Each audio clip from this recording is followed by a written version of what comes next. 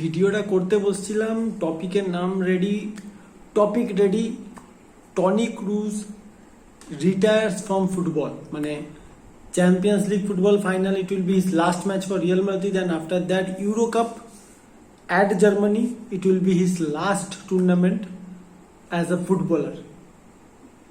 ডিসিশনটা খুব শকিং, প্রচণ্ড রকম শকিং ছিল।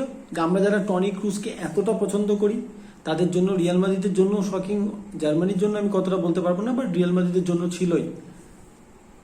সব রেডি, ভিডিও করতে বসবো। আরো বড় shocking news, Pochettino sacked by Chelsea.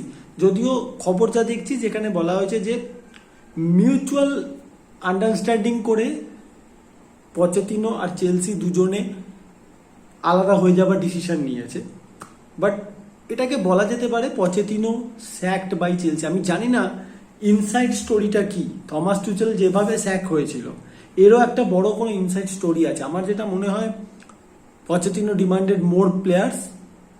আমি এখনো প্রপার নিউজই কোনো পাচ্ছি না। যেটুকু খোঁজাখুঁজি করছি তাতে যেটুকু দেখে বুঝলাম সব জায়গায় একই কথা লেখা আছে যে মিউচুয়াল কনসেন্টে দুজনে পার্ট করেছে, আলাদা হয়েছে দুজনে। এটা যদি দেখুন, অবভিয়াসলি পচেতিনো নিশ্চয়ই, আমার যা মনে হয় পচেতিনো নিশ্চয়ই এমন কোনো ডিমান্ড করছে না যে নেক্সট সিজন আমাকে এমবাপে এনে দাও, বা নেক্সট সিজন আমাকে এমবাপের সাথে ভিনিসিয়াসও এনে দাও, বা নেক্সট সিজন আমাকে বেলিংহাম, ফোডেন, কোল পালমারকে খেলানোর জন্য আমার পাশে বেলিংহাম আর ফোডেনকে দরকার। তো আমার যেটা মনে হয় লং টার্ম প্রজেক্টে, যেটা পচেতিনো বারবার বলে এসেছিল যে it is a long term project, চেলসিকে আগের জায়গায় ফেরত নিয়ে যাওয়া, it is going to be a long term project. যদি সেই জিনিসটা ক্লাবের ওনাররা অ্যাগ্রি করে না থাকে, সেটা একটা রিজন হতে পারে পচেতিনো স্যাক হয়ে যাওয়ার বা পচেতিনো সরে যাওয়ার। কারণ এখন অবধি যেটুকু বুঝতে পারছি, আমি সত্যি কথা বলছি, এখন অবধি যেটুকু বুঝতে পারছি তাতে এটা তো ওনারদের তরফ থেকে ডিসিশন। আমার মনে হয় না পচেতিনো মাঝখানে এত ভালো রেজাল্ট হওয়ার পর, যেখানে কিনা প্রায় একদম খাদের কিনারে একটা সময় 12th পজিশনে ছিল চেলসি, সেই চেলসিকে ওইখান থেকে টেনে নিয়ে এসে ইউরোপা লিগ পজিশন দেওয়া, 6th কমপ্লিট করা, 6th, ঠিক আছে, নিউক্যাসল ইউনাইটেড, ম্যানচেস্টার ইউনাইটেডের ওপরে কমপ্লিট করা, এটা কেউ এক্সপেক্টই করেনি। ইভেন চেলসি ফ্যানেরা পর্যন্ত এক্সপেক্ট করেনি যে Chelsea is going to play European football, ঠিক আছে। কোনো চেলসি ফ্যান বুকে হাত দিয়ে বলতে পারবে না যে সিজনের মাঝখান অবধিও, যখন প্রায় 30টা ম্যাচও হয়ে গেছে, তখনও তারা এটা এক্সপেক্ট করে যে they are going to play European football. So আমি সিজনের মাঝখানে কয়েকটা ম্যাচ দেখে এটা বলেছিলাম চেলসি খারাপ খেলছে, চেলসি খারাপ গোল কনসিড করছে, বাট চেলসি প্রচুর চান্স ক্রিয়েট করছে, and that is going to be a very positive sign end of the সিজনের দিকে। কারণ একটা না একটা সময় প্লেয়াররা গোল করা শুরু করবে, আর ঠিক সেটাই হলো, ঠিক সেই জিনিসটাই হলো। কারণ দেখুন, একটা জিনিস দেখে বোঝা যায়, যতই টপ লেভেল ফুটবল হোক, আমরা অত বড় লেভেলের ফুটবল কোনদিন খেলিনি, আমরা পাড়াতে ফুটবল খেলে বড় হয়েছি, বাট স্টিল কিছু জিনিস দেখে বোঝা যায় যে ডেভেলপমেন্টটা আপনি দেখে বুঝতে পারবেন। তো এটা চেলসির, আমি জানি না এটা কাদের decision, this is such a joke. আমি জানি না কি এমন হলো, হয়তো কালকে খবর পাবো, কালকে এটা নিয়ে বেটার কন্টেন্ট ক্রিয়েট করতে পারবো, আপনাদের কাছে বেটার ততক্ষণে আপনারা ইনফরমেশন পেয়ে যাবেন, but still out of the blue যেটা বলা যায়, এরকম একটা খবর, মানে বিনা বেগে বজ্রপাতের মতো একটা খবর চেলসি ফ্যানদের জন্য তো বটেই। কারণ সিজনের শেষের দিকে কিন্তু চেলসি ফ্যানরা বলতে শুরু করেছিল যে না, পচেতিনো থাকো, পচেতিনো থাকাটা খুব দরকার, কারণ ডেভেলপমেন্ট দেখা যাচ্ছে, গেম প্লেতে একটা স্টাইল, একটা আইডেন্টিটি ক্রিয়েট হচ্ছিল।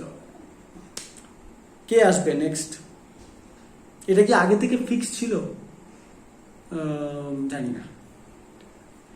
রবার্তো ডি জার্ভি ব্রাইটন ছেড়ে দেওয়াটা, এটার সঙ্গে কোনো লিঙ্ক আছে কিনা, বা থমাস টুচেল ফেরত আসছে কিনা। যদি থমাস টুচেল ফেরত আসে, আরে বাপরে বাপ, জানি না, ওয়ার্ল্ড ফুটবলে যা কিছু হতে পারে। বাট মেনলি যেটা নিয়ে কথা বলার জন্য ভিডিওটা তৈরি করছিলাম সেটা হচ্ছে টনি ক্রুজ। না না, মাত্র 34, এখন ফুটবলে 34 বছরটা মাত্রই 34 বছর। আর এখন ফুটবল আর ওই 30 বছরের রিটায়ারমেন্ট নেওয়ার গেম, স্পোর্টস নয়। নিউট্রিশন, সায়েন্স, এতটা এসে গেছে, ইনভলভ হয়ে গেছে, টেকনোলজি এতটা ইনভলভ হয়ে গেছে, প্লেয়ারদের লঞ্জিভিটি অনেক বেড়ে গেছে। আর সেখানে যদি টনি ক্রুজের মতো প্লেয়ার হয়, যার পা কম চলে, যার বুদ্ধি বেশি চলে খেলার মাঠে, এই ধরনের প্লেয়ার এত তাড়াতাড়ি রিটায়ারমেন্ট নিয়ে নেওয়া, আমি জানি না। টনি ক্রুজ এমন একটা প্লেয়ার যে চট করে নিজের ডিসিশন পাল্টাবে না। হয়তো এই ইউরো কাপ খেলাটাও একটা ইন্টারন্যাশনাল রিটায়ারমেন্ট ভেঙে হয়তো ফেরত আসছে, ঠিক কথা, বাট ইউরো কাপে যদি খুব ভালো খেলে দেয় জার্মানি, আর যদি টনি ক্রুজ খুব ভালো খেলে, তারপরেও কি ডিসিশন চেঞ্জ হবে না? আমি সত্যি বলছি ডিসহার্টেড।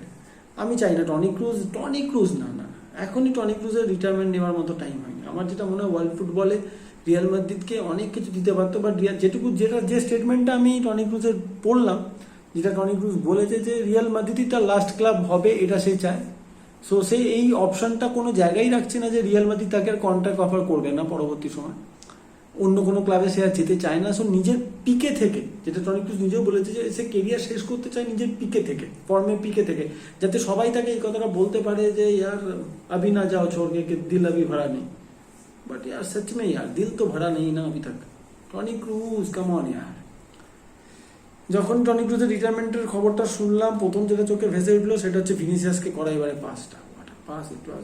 এগুলো আমার মনে হয় টনি ক্রুজের এখনো ফুটবলকে দেওয়ার আছে।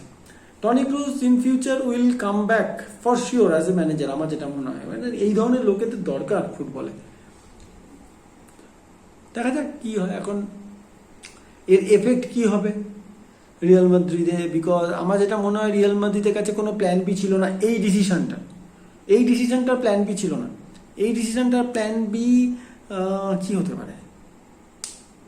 কারণ স্টিল চুয়ামেনি, কামাভিঙ্গা, ভালভার্দে, যতই এরা বেটার প্লেয়ার হয়ে যায়, টনি ক্রুজের গেম কন্ট্রোল করার যে এবিলিটি, ইভেন আমি মডরিচের কথা বলবো, তো এখনো একটা সিজনের জন্য মনে হয় কোথাও ক্রুজ মডরিচকে দরকার হতো। অ্যানসেলত্তি কোনোভাবে এটা চায় না। আমার যেটা মনে হয়, অ্যানসেলত্তি চেষ্টাও করেছে ক্রুজকে বোঝানোর যে না ভাই, তুমি আরেকটা সিজন থাকো, আমি আরেকটু গুছিয়ে নিই, কিন্তু টনি ক্রুজ বলে দিয়েছে না, ইট ইজ ফাইনাল ডিসিশন যে আমি না আর না। It will be a big loss for world football, big loss. এরকম ক্যারেক্টার, এরকম প্লেয়ার বারবার হয় না। টনি ক্রুজ সেই লেভেলের প্লেয়ার, যদিও অলওয়েজ আন্ডার রেটেড, যদিও অলওয়েজ টনি ক্রুজকে নিয়ে যতটা অ্যাপ্রিসিয়েশন দেওয়া উচিত সেটা দেওয়া হয়নি, কখনো দেওয়া হয়নি। বাট স্টিল আমি এই রিটায়ারমেন্টের ডিসিশনটাও বুঝতে পারছি না। মানে ওটা তো ইমোশনাল দিক দিয়ে বলছি, আর পজিটিভ স্যাকের ডিসিশনটা তো বুঝতে পারছি না, আমার কোনো দিক দিয়ে মাথায় ঢুকছে না। কার স্যাক হওয়ার কথা, কে স্যাক হয়ে গেল। তো চলুন আগে ভালো করে নিউজ দেখি, কি হয় খবর পাই, and then we will talk about it পরের ভিডিওতে। তো বাই গাইস, এখনকার মতো ভালো থাকবেন সবাই। দেখি কি বেরোচ্ছে, তারপর জানাবো।